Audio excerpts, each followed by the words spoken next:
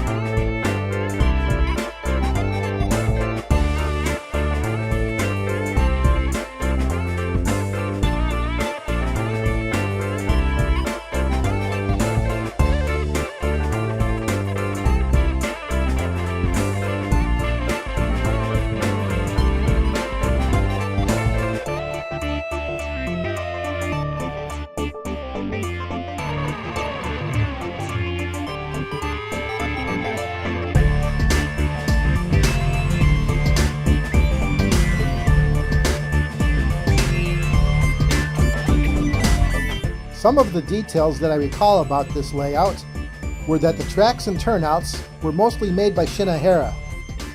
Decent running engines were hit or miss in my experiences. Rolling stock mostly came from Concor, Minitrix, Lifelike, Bachmann, and I believe Atlas. The default unrealistic hook-style couplers and poor details were part of being an N-scaler at the time. The best running engines I had at the time were the 3 making the rounds in this video. I believe 2 of them were made by Kato, and the other may have been made by Arnold. The trees were handmade using twigs from real plants and weeds that I found outside, and I believe Woodland Scenics foliage mesh that I painstakingly formed around the twigs. Amazingly, to this day, I still have a box with most of these in it. They, or at least the foliage, will still be used on my current layout. The working target and grade crossing signals were activated using tiny reed switches mounted between the rails, and a small magnet mounted under one of the freight cars and placed strategically in the train. Scenery was a combination of spray insulating foam and plaster cloth, with the structure being supported by rolled up newspapers where necessary. Please ask any questions in the comments, while I still may be young enough to remember the answer. I would also like to hear your stories, if you are a time-tested model railroader or even if not.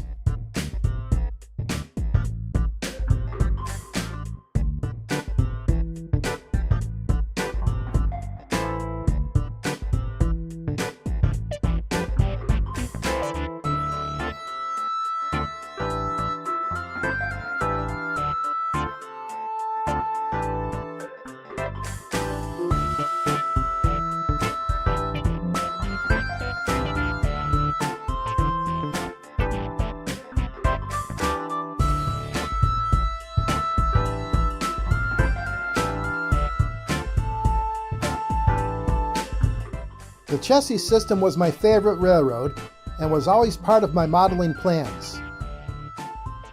By the early 1990s, a new girlfriend and a few other things led to the train room being ignored for extended periods. And eventually, I decided it made sense to dismantle it and use the room for other things.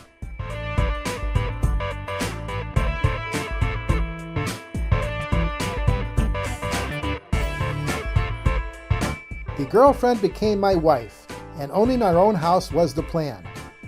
This is the only layout that I documented until 21 years later. In reality, as marriage and becoming a homeowner took over my life, I can only recall one other short-lived attempt during those years.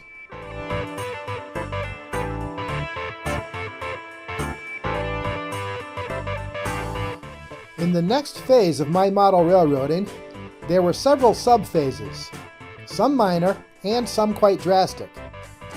N-Skill options and quality had made some great strides.